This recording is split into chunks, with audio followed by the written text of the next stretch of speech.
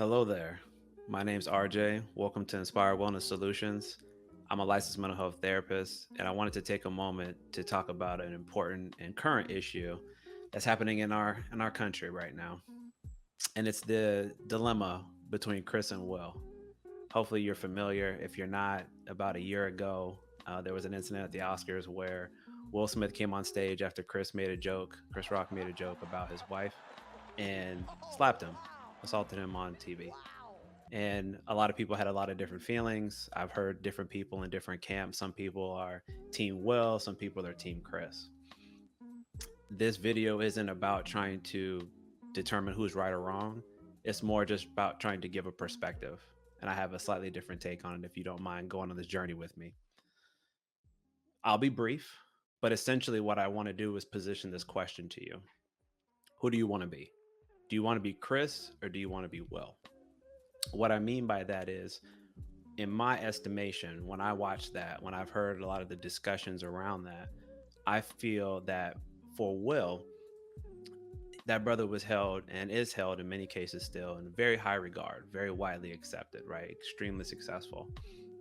But in that moment, he allowed his emotions to get the better of him for whatever reason and allowed him to act in a way that was extremely impulsive, I would say immature, and not conducive to our society. It's not healthy behavior that we would want to see, especially from a man. And then we have Chris on the other side, who was a victim in that situation of being assaulted. Not that he identifies as a victim, but that is what happened.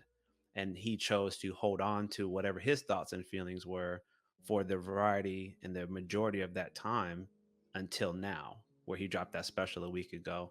For those that may have not watched, he had a comedy special on Netflix about 1 week ago.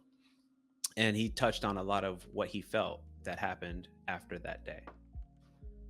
What I want to discuss a little bit deeper, particularly for those that are men and particularly for those that are men of color, okay, and particularly in the black community. These are two brothers that are highly respected, okay? It's not like we can't hold that they are great individuals, but at the same time must be held account for their actions. So in this case, this is my take. Will to me represents the lack of emotional regulation, as I said. So he, for whatever reason, in that moment, decided to make an impulsive decision that had consequences. Maybe in the moment he felt good that he was able to defend his wife's honor or make her feel safe and make her feel protected, right? But there was a cost. I believe he had some financial implications with some of the movies that he wanted to do. I believe he did some, but there was others that were supposed to happen. I don't know if it particularly helped his standing in his family at that moment in time. And then importantly to me, he lost a lot of credibility within a lot of the acting community, with a lot of people in society, particularly in the black community, because he lowered himself in that moment by committing that act, right?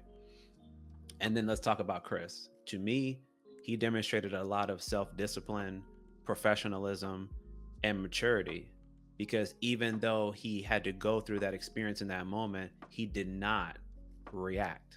He responded by still conducting his job. And furthermore, he held on to that information for this entire year and just dropped it on us again a week ago.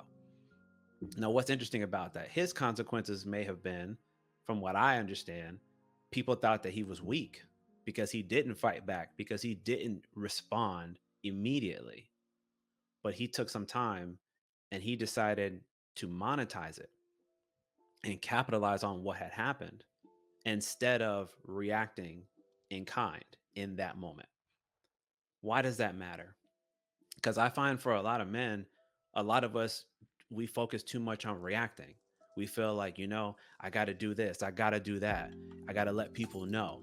They got to make sure that they don't try me, they don't disrespect me, right?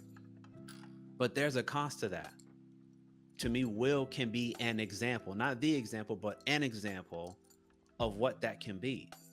You don't get to walk away scot free. Stuff will happen to you. And I would say to you, as a man, I think it makes you feel and look a bit less than, because we don't have to behave in that way.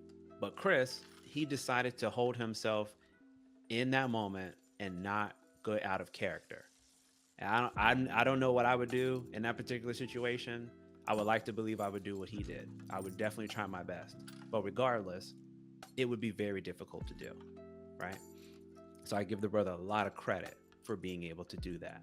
And at the same time, I want to be clear here too. I believe Will does deserve redemption.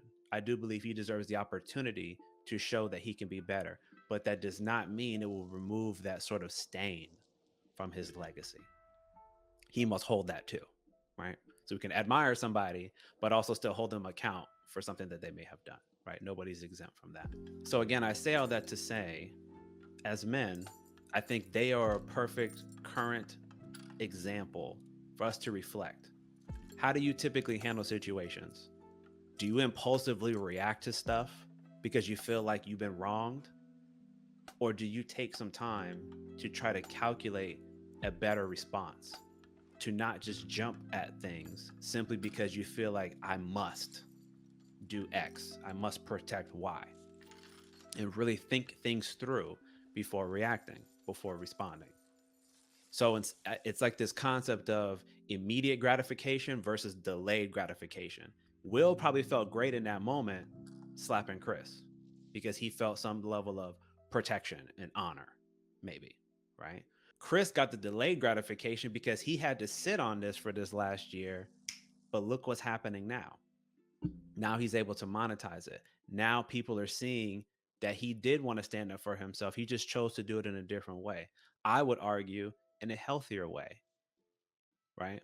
We can't be taking things out on people in these physical ways and act like there's no consequences. There is consequences to your choices and your actions. So we all got to do our best to be accountable. And again, I believe in redemption. This is not ban Will and say he should never get to come around. The brother's been a good brother for a very long time. I do believe he deserves the opportunity to show that he can be better. But Chris may never want to be around him again. Some people may not rock with him in the same way again. And that's also got to be accepted because we have to be accountable. So I just wanted to take that time and give you something to think about, give you some perspective, because these are two important brothers in the culture that I think a lot of us may identify with, one side or the other, or maybe elements of both. But I ask you the question again, who do you want to be? Do you want to be Chris or do you want to be Will? If you got any value from this and you want to hear more discussions like this, I invite you to check out my YouTube channel, Inspire Wellness Solutions. Again, I'm a mental health therapist, so we do a lot of discussions around any topic of mental health, physical health, emotional health. I also have a podcast, the IWS podcast. You can feel free to check all this out on YouTube. And if you got any value from this, please consider liking, commenting, and subscribing. It really helps to continue to produce this type of content. And I hope that you guys have a better rest of your day and really think about the question that I posed to you. Peace out.